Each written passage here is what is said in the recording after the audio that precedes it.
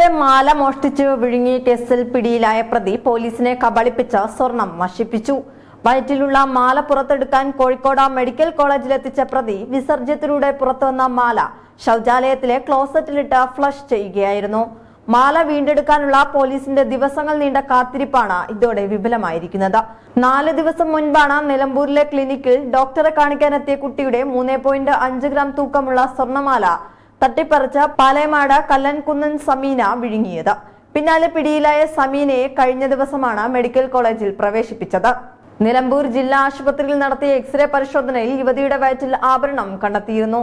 വയറ്റിൽ നിന്ന് മാല പുറത്തെടുക്കാനായി എനിമ നൽകിയെങ്കിലും കാര്യമുണ്ടായിരുന്നില്ല.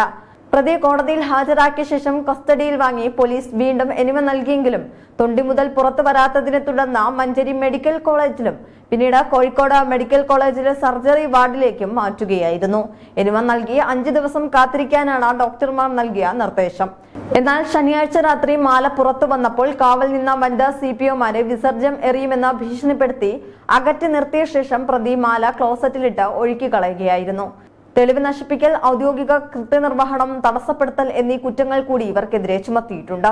തുടർന്ന് നടത്തിയ എക്സ്റേയിൽ വയറ്റിൽ ലോഹഭാഗങ്ങളില്ലെന്ന് ഉറപ്പുവരുത്തിയ ശേഷം പോലീസ് ഇവരെ കോടതിയിൽ ഹാജരാക്കി റിമാൻഡ് ചെയ്തു. നിലവിൽ മഞ്ചേരി സബ് ജയിലിലാണ് യുവതി.